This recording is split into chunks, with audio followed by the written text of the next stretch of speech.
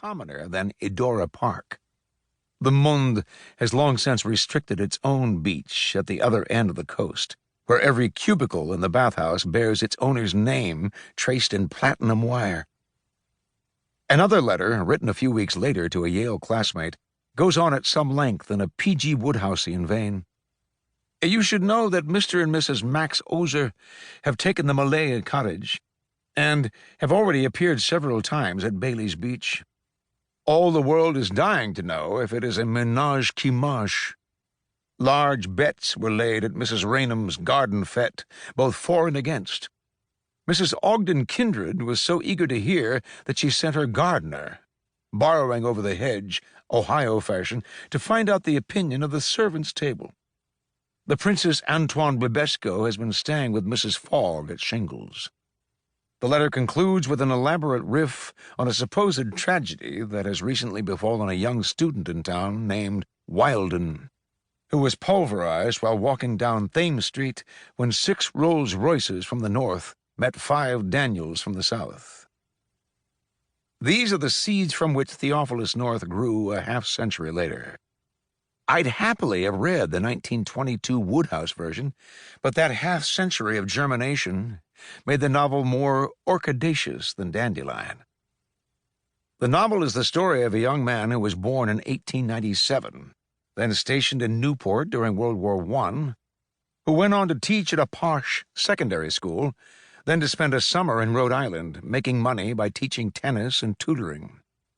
Autobiography, anyone? So far, the only difference between Theophilus and Thornton is that Thornton returned in 1922 and Theophilus in 1926. Young Theophilus is a man of ambition, 9 ambitions to be precise.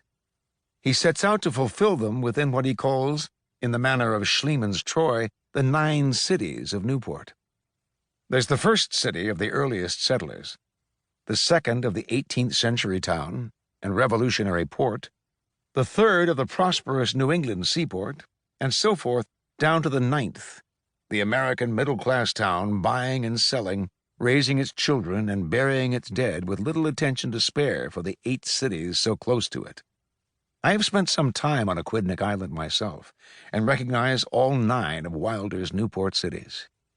In the 1960s, it was still very much a Navy town, 4th city, and as such off-limits to us prep school boys. But we were allowed to check out the great mansions or cottages along Bellevue Avenue, 6th city, built during the Gilded Age. Since Wilder's death, a 10th city has been added, according to local historian George Herrick. It consists of hordes of porcine tourists on Thames Street dripping ice cream onto their I'm with stupid t-shirts. Perhaps it's just as well that Wilder is no longer with us to see this. But what a shame he missed the Klaus von Bülow trials there. Theophilus's 9 ambitions are to be saint, anthropologist, archaeologist, detective, actor, magician, lover, rascal, and free man.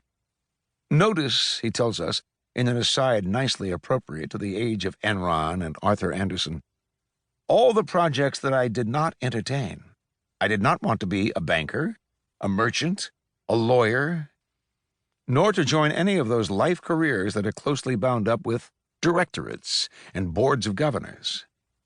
It will neither surprise you nor ruin your enjoyment to reveal that Theophilus fulfills all 9 ambitions, and then some.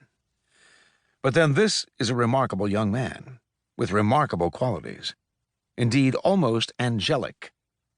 Michael Kernan has noted that Wilder's basic approach to writing, in contrast to other great writers of his time, is that of a wizard, a magus, a waver of wands who summons up shapes from chaos and conjures worlds out of clouds, all in an instant.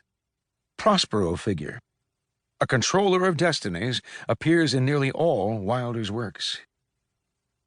In an interview published in 1974 after the novel came out, Wilder called the book a joking autobiography. It was, at the time, number 5 on the New York Times bestseller list, where it would remain for 26 weeks. It had been enthusiastically reviewed in those pages. Anatole Broyar, "Once in a while we come across a book that challenges us to strip